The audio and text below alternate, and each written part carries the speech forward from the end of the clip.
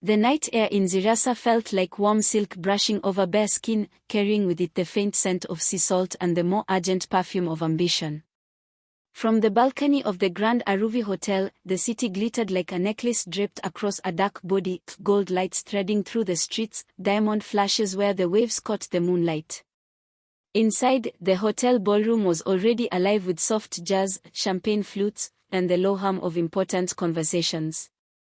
This was the Quadritech annual gala, a night where Zirasa's elite came to be seen, to network, and to prove, through subtle glances and whispered bids, who truly held the city's power. It was not a place for dreamers who were still clawing their way up. And yet, that was exactly where Ayana Safarai found herself. She stepped out of the service elevator, the click of her heels sharp against the marble. Every stitch of her dress, a sleek, black silhouette with a daring slit up the thigh, was her own work. She had not intended to make an entrance. She was here to work. But the moment she crossed into the ballroom, the atmosphere shifted. Heads turned amid conversation. Eyes lingered. Some narrowed as if trying to place her. Ayana ignored them. She was here to style the final models for the Quadritech Fashion Showcase, the side event to impress investors.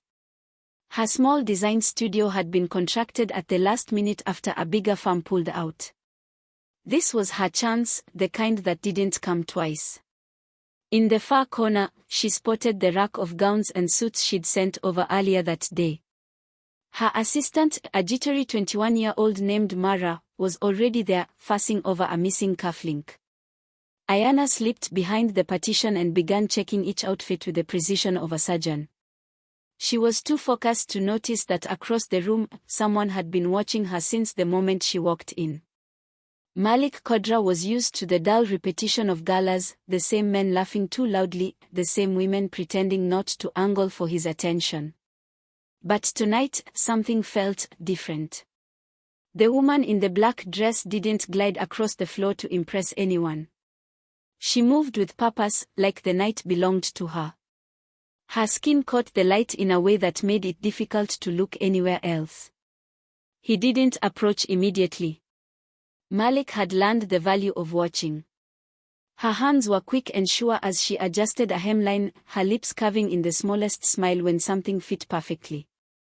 The more he looked, the more he realized she was the only person in the room not pretending to be something else. The night wore on, and the fashion showcase began. Ayana stayed behind the scenes, sending models down the runway one by one. The applause, the murmurs of approval, it was all white noise. What mattered was that she saw her designs walking under the grand chandeliers, catching the gaze of people she'd only read about in magazines. After the final model returned, she allowed herself a moment to breathe. She was gathering the last of the garments when she felt it, her presence at her back, tall, still, and entirely too close. You designed this? His voice was deep, warm, and dangerous in the way that draws you in before you realize you should stay away. Ayana didn't turn immediately. She finished folding a jacket, then looked over her shoulder. He was dressed in a midnight suit that fit like it had been made for him alone, which, knowing his status, it probably had. His eyes held hers, dark and steady, like they were searching for something beneath her skin. "Yes," she said simply. No smile. No small talk. Just that one word. For a moment, the noise of the gala seemed to fade. Malik tilted his head slightly, as if amused by her restraint. Most people filled the silence when they stood in front of him. She let it breathe. I'd like to talk to you, he said. She arched one brow. About clothes. He almost smiled. About possibilities.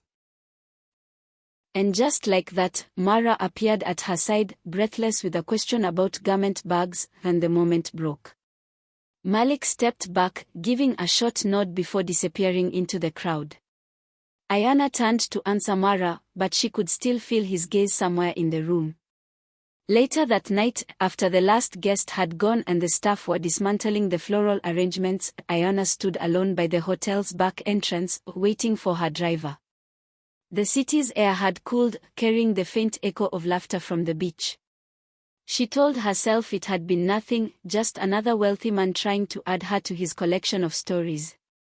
But as the car pulled away, she caught sight of him again, leaning casually against a black luxury sedan at the far end of the drive, watching her leave. He didn't wave. Didn't call out.